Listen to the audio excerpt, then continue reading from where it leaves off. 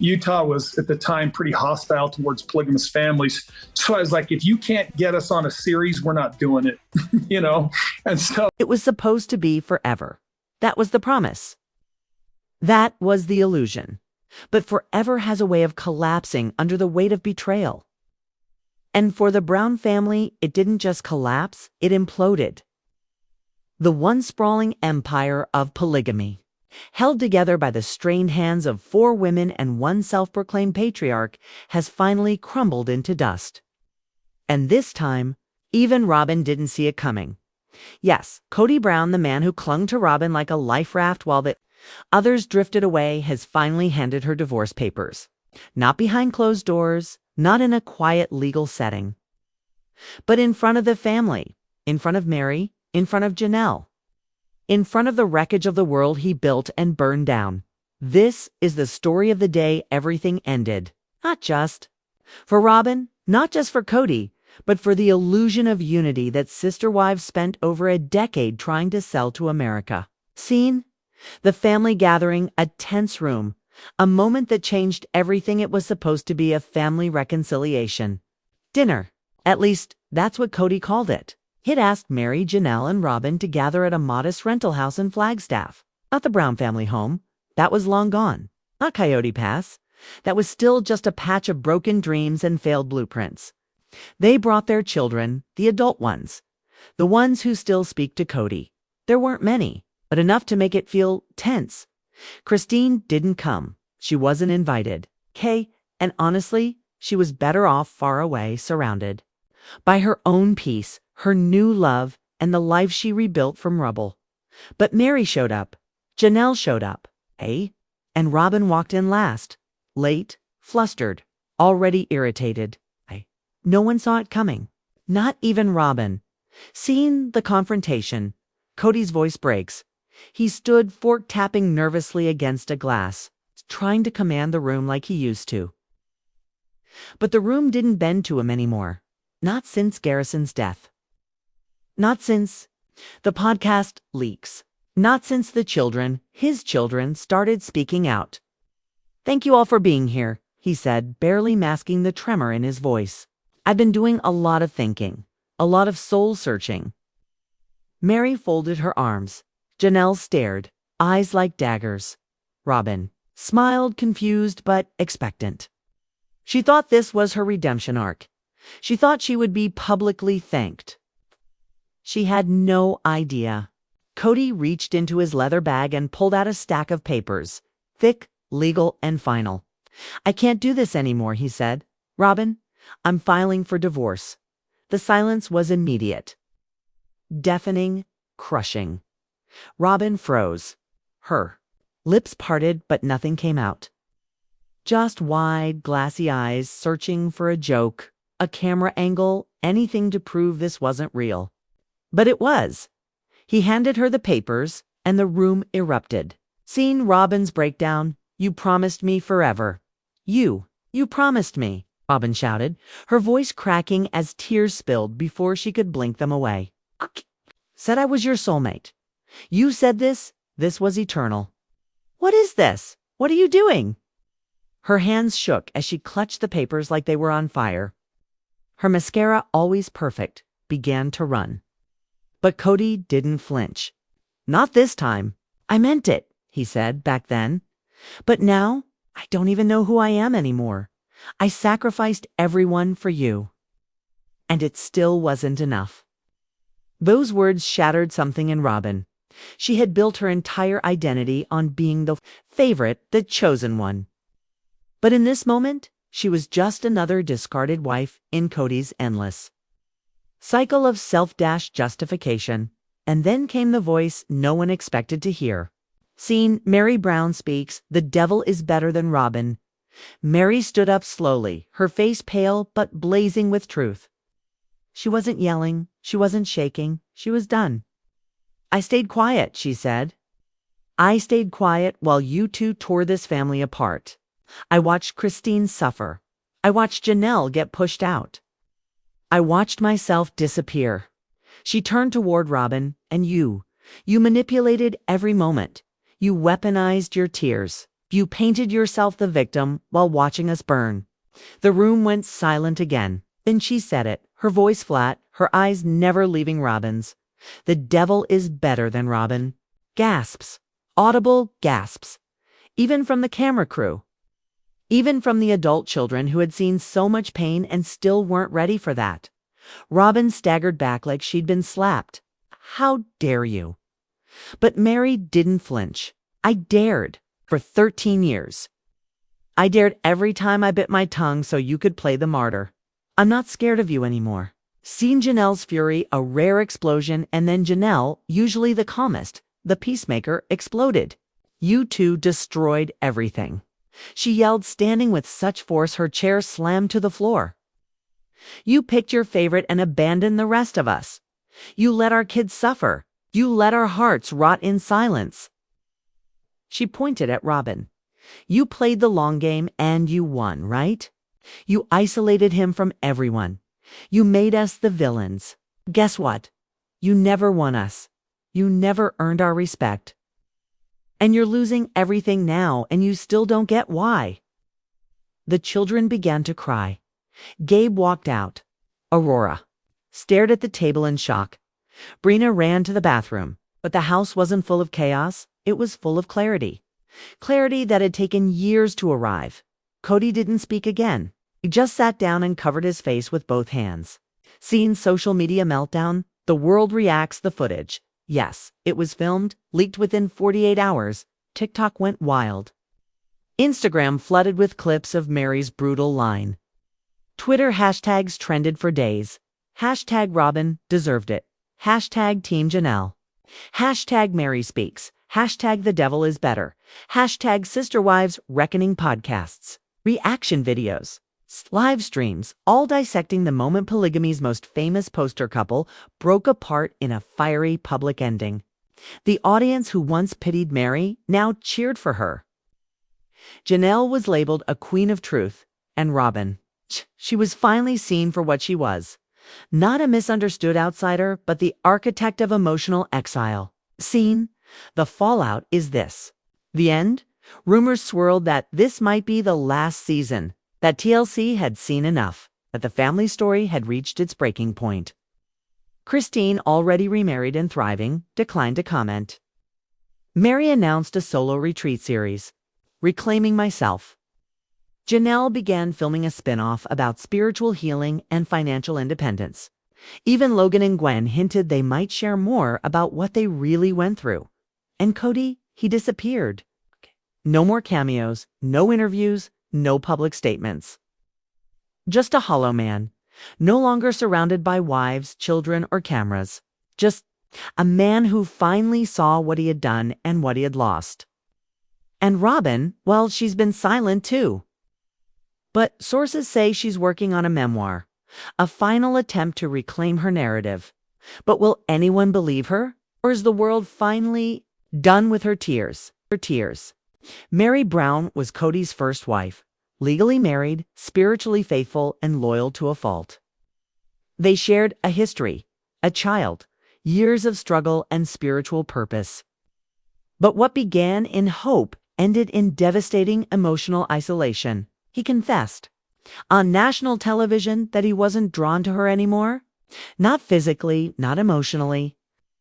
And eventually, they ceased to function as husband and wife. He laid it bare, without flinching, cold, calculated, and yet Meri stayed. Even after being pushed aside. Even after years of being ignored, dismissed, and humiliated, she clung to the ideals of their faith. To the promise of celestial marriage. To the covenant that should have meant something. The most tragic irony. It was Meri and not Christine or Janelle who encouraged Kody to pursue Robyn. She opened the door that would ultimately slam in her face. She brought in the woman who would not just replace her, but erase her entirely, and still she persisted. She fought. She tried. Until season 19.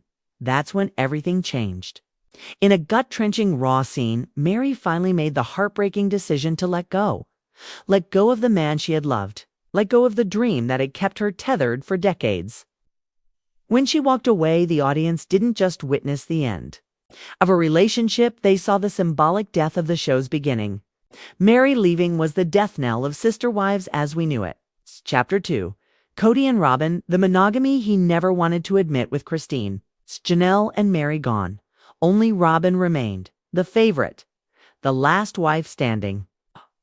Even Robyn couldn't save what was left of the crumbling empire. In a shocking moment caught on camera, Robyn turned to Kody and asked a pointed question. Do you ever miss being part of a polygamous family? His answer, I don't want to be cavalier, but I'm no longer interested in plural marriage. It was as blunt as it was revealing. Not only was the dream over, Kody was now admitting it had become a burden. I don't want the headache, he later confessed in a private interview. The questions, the struggles, the wondering about trust. I'm not in that space anymore. For a man who once traveled the country defending his way of life, those words were the sound of surrender. He wasn't fighting for polygamy anymore. He wasn't fighting for faith. He wasn't even fighting for Robyn. He was tired, broken, defeated by the very structure he once championed. Chapter 3. Christine's rise from rejection to rebirth. Kody Brown was always the one who loved the hardest, the most openly, the most vulnerably. But that love was never returned in equal measure. For years, she endured neglect and emotional starvation. She watched as her husband poured his affection into Robyn, all while she begged on camera for a shred of intimacy. Never came. And in 2021, Christine made the choice that shocked the family and changed everything. She left. Didn't just leave quietly. She didn't slink away. She left publicly. With strength, with fire, with clarity. I need to be in a relationship where I'm valued as an equal, she said in one of the show's most emotional confessionals. And then she flourished. She met David Woolley. They fell in love. And in October 2023, they got married in a celebration of healing and new beginnings. They laugh, they renovate homes, they get tattoos, they ride bikes together. A simple act that felt impossible in her previous life. For the first time, Christine has the marriage she always dreamed of. The message is clear. She didn't need Kody to have a full life. She needed to walk away from him to find it. Chapter 4. Janelle's awakening, when a mother says enough. Janelle Brown was different. She never craved constant affection. She valued independence, freedom, autonomy, polygamy. In many ways, worked for her, at least in theory. But what she couldn't ignore, what broke her, was how Kody neglected their children. She and Kody had 6 children: Logan, Maddie, Hunter, Garrison, Gabriel, and Savannah. In the early years, Kody was present, engaged, but when Robyn entered the picture, everything changed. His attention narrowed, his presence dimmed. His connection with his older children all but disappeared. Janelle watched her boys grow angry, heartbroken. She watched Garrison and Gabe spiral into confusion and estrangement. She fought to keep her family intact while Kody offered silence. That's when she knew it was over. And like Christine, Janelle chose peace over pretending. She left. She moved to North Carolina, purchased land, started building her dream of owning a flower farm right near her daughter Maddie, her husband Caleb, and their 3 beautiful children. Her life became her own. And in doing so, she reclaimed her voice, her agency, and her peace. Chapter 5. Garrison's death, the moment the world went silent in March 2024. Tragedy struck that no one could have prepared for. Robert Garrison Brown, beloved son of Janelle and Kody, died by suicide at age 25. The news shattered not just the family, but the millions of fans who had watched him grow up on screen. He had always been vibrant, funny, protective, deeply affectionate toward his siblings. But behind the smile was pain. Years of emotional distance from his father. Years of feeling cast aside. Years of being told indirectly or directly that he didn't matter as much. Janelle's grief was immediate and public. She didn't hide her sorrow. She opened her heart. On social media, she shared, "Coming out of the fog. It's been hard to get my brain to work properly again." On what would have been Garrison's 26th birthday, she posted, "Happy heavenly birthday, sweetheart. We miss you so much. Today it's impossible to believe you're not here anymore." Kody also spoke. He shared grief. But many fans didn't believe it. The damage had already been done. The heartbreaking loss forced the family into an emotional reckoning, left an unfillable void. And for many, it was the moment the show should have ended. Chapter 6: The End of Plural Marriage and the End of Sister Wives. The foundation of the series is gone. Plural marriage. It's over. Meri, gone. Janelle, gone. Christine, married and thriving. Even Kody admits he doesn't want more. Wives, he doesn't want the spiritual calling. He wants silence, simplicity, monogamy. But the irony? Even Robyn is disappointed. Her daughter Aurora was baptized into a fundamentalist church that still supports plural marriage, and Kody was beaming with pride. But Robyn, "I do feel like we failed," she said, tears in her eyes. Not one of Kody's many children, not one, has chosen polygamy. They've seen too much. And now, with the spiritual foundation gone, what's left is a show that no longer has a purpose. The final season has become a requiem, a quiet elegy for a life that never really worked. To be continued. Up next, Part 2, 2000 to 3000. More words, Robyn's private unraveling, Aurora's shocking confession. Christine and Janelle's new show sister, strong public backlash, Meri's solo rise final TLC announcement. Narrator VO, Mother's Day, May 2024. Just 2 months after Garrison's death, felt like a cruel joke. Janelle, always the quiet rock of the family, tried to find comfort in a simple ritual baking strawberry rhubarb pie. It had been Garrison's favorite. Clip Janelle in a confessional, voice cracking. I could feel him with me, like he was just out of sight. That pie he used to sneak the filling before it was done? God, he loved that pie. I made it for him. I still do. Narrator VO. Grief clung to her, not like a storm, but like a fog ever present, silently, wrapping around every memory, every smell, every quiet moment. Chapter 2. A mother's worst fear scene. Flashback, dark, dim living room. Janelle sits with her phone in hand. Clock on the wall reads 8:30 p.m. Narrator VO. March 4th, 2024. It started as an ordinary day. Garrison had been quiet, but that wasn't new. It always had moments where he went silent, especially during the height of the pandemic when isolation became his prison. Janelle texted. She called. No response. She thought he's asleep. He'll answer in the morning. He always did. It's a dramatic pause, narrator V. Oh, only this time, he didn't. Scene, morning sun filters through blinds. Phone rings. Janelle. Answers, silence. Then Janelle VO reenactment. It was Gabriel. His voice, I'll never forget his voice. He just said, Mom, he's gone. Cut to black. Silence. Narrator VO. Garrison was found in his home, alone, his body still, his phone nearby, unread messages still glowing on the screen. The cause, suicide. A life cut short by a pain he couldn't outrun. It's Chapter 3. What nitrogen monoxide one knew. Scene, montage clips of Garrison from Sister Wives, laughing with siblings, working on his Jeep, helping Solomon with a toy. Narrator V. Too many. Garrison was full of life. A natural leader. Protective, especially of his younger siblings. But behind the easy grin, he battled demons no one could fully understand. Clip.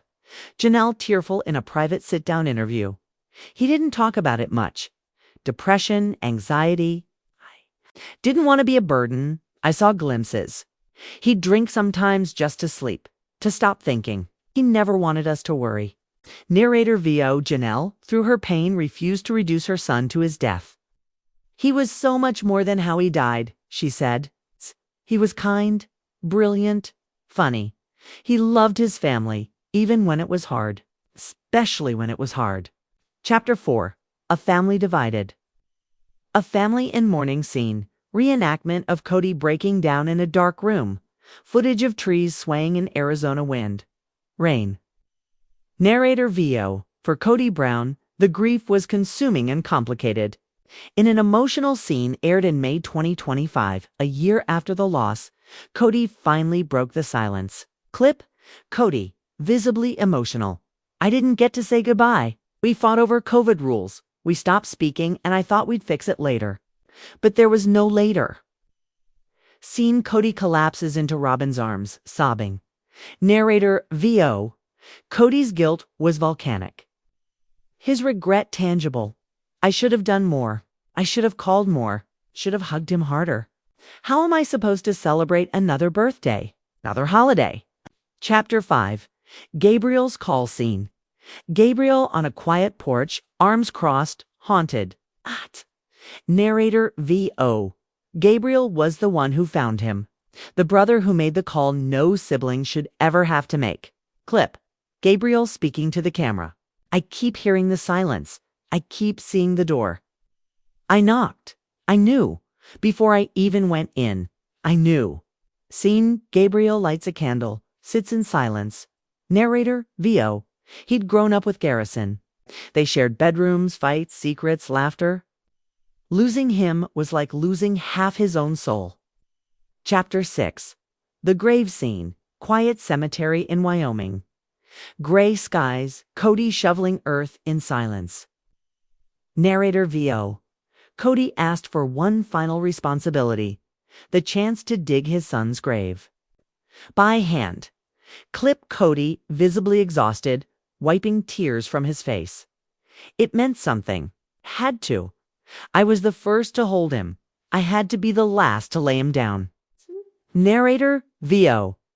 In that quiet cemetery, surrounded by wind and memory, he dug the earth. For hours. Alone. Until the sun set. Narrator VO. It was the last thing I could do for my boy, he whispered. The last act of love. As the days grew longer and the calendar crept closer to May 25th, 2025, the air around the Brown family began to shift. There was no excitement, no anticipation, only a building tension, a heaviness. Because season 19, episode 26 was no ordinary episode. This wasn't about moving houses, navigating jealousy, or the balancing act of plural life. This was about death. About the finality of it. The shocking, silent end of a life once so full of promise. Garrisons. The world had watched the Brown family unravel. One marriage after another. Wives walking away, children stepping back, cracks growing into canyons. But now it was. Grief that unified them again. Grief, the great equalizer. And for the first time in a long time, the family didn't have to pretend. They didn't have to mask pain behind piety. This time, it was real. This time, there was no script. Only raw emotion. In the opening moments of the episode, the camera pans to a dusty highway outside Flagstaff. Wind chimes clink somewhere off screen. The sun is too bright. Its colors are muted, the way they sometimes are when the soul can't quite register beauty. Then we see her, Janelle Brown, standing outside the Flagstaff Humane Society. Her arms wrapped tightly around herself as if holding in what could spill out at any moment. Her voice trembles. This was his place, she says, motioning to a small plaque newly hung near the entrance. He came here so often. He loved animals. He used to say they understood him better than people ever could. The camera lingers on the plaque in memory of Robert Garrison Brown, 1998 to 2024 friend to the forgotten, son of the desert. And just like that, it begins. Back to the family home. The episode cuts to Kody in a rare stripped-down moment. Kody sits alone in a rocking chair. No jewelry, no carefully combed hair. Just a man hollowed out by grief. His voice is hoarse. I keep replaying the last time we spoke. It wasn't even a real conversation. It was short, dismissive. It wasn't a rush. Something about bills or responsibilities. And now I can't even remember what I said. I just remember how he looked. Tired, like he'd already given up. I didn't see it. I didn't want to see it. He wipes his face, breath stuttering. And now it's just these waves. These damn tidal waves. You'll be okay for 5 minutes. Then something reminds you, a voice, a smell, a song, and you're right back in the pain again. It knocks you over. He pauses, then continues. I keep hearing people say, "You didn't know. You couldn't have known." But that doesn't make it better, because I should have. I was his dad. Cut to Janelle's confessionals. Her grief is quieter, but no less profound. Garrison didn't wear his pain. He folded it, kept it pressed beneath layers of jokes, smiles, teasing. He'd go silent sometimes, sure. But I never thought he wouldn't come back from that. He always did. A beat. He was there for everyone. His brothers, his sisters, even Robyn's kids, especially Solomon and Ari. He would show up just to play with them, make them laugh. And now I keep thinking, what happens when they realize he's not coming back? She breaks down. They loved him. We all did. And now he's gone. The episode transitions to footage from March 2024, the private burial in Wyoming. Landscape is open, vast. Wyoming's winds cut through the silence like a whisper from the past. Kody, sleeves rolled up, is in the dirt. Digging each shovel of soil is slow, deliberate. He doesn't look at the camera, barely speaks. Robyn stands nearby, holding Ari tightly to her chest, her face unreadable. Christine has arrived too, standing back near Janelle, arms around their younger children. Even Meri is there, quiet, composed, a flicker of pain in her eyes. For once, every wife, every child that could make it is here. They are no longer wives, no longer separated by faith, drama, or old rivalries. They are simply mourners. Scene is nearly silent, save for the sound of shoveling and wind. I asked to dig the grave, Kody finally says in voiceover, because it's the only way I could feel like I was doing something for him. I couldn't protect him from this world, but I could at least do this. When the casket, a simple wooden box, is finally lowered into the ground, there are no eulogies, only soft weeping. Flowers are laid. A guitar, Garrison's, is placed beside the headstone. Narration switches back to Janelle weeks later, preparing for Mother's Day 2025. He always brought me flowers, says, her voice raw. Sometimes store-bought. Sometimes wildflowers he picked himself. Was our thing. She shows a picture. Garrison holding a bouquet twice too big for the vase he's trying to fit it into, laughing. This year, I picked my own, and I placed them next to his photo. Kody's inner monologue reflective. Broken people think grief is crying, that it's loud. But the worst grief is silent. It's the kind that comes when you're driving or brushing your teeth, and suddenly you remember he's not here, and he won't be ever. I wasn't a perfect dad. I know that. I was stubborn. I was angry. I was so damn focused on keeping the family together that I didn't realize I was tearing parts of it apart. And now? I don't care about the family show. I don't care what people say about my relationship with Robyn or Meri or anyone else. I just wish I could go back. Tell Garrison he mattered, that I saw him, that I loved him even when I was bad at showing it. End of episode, season 19, episode 26, fades to black with a memorial screen.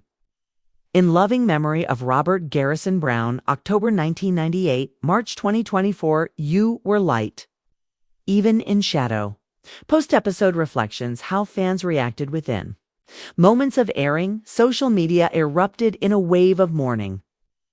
Hashtags like hashtag remembering Garrison, hashtag sister wives final farewell, and hashtag justice for Garrison began trending. Messages poured in. I held my son tighter tonight. Thank you, Janelle and Kody, for sharing your pain. That grave scene broke me. Kody digging for his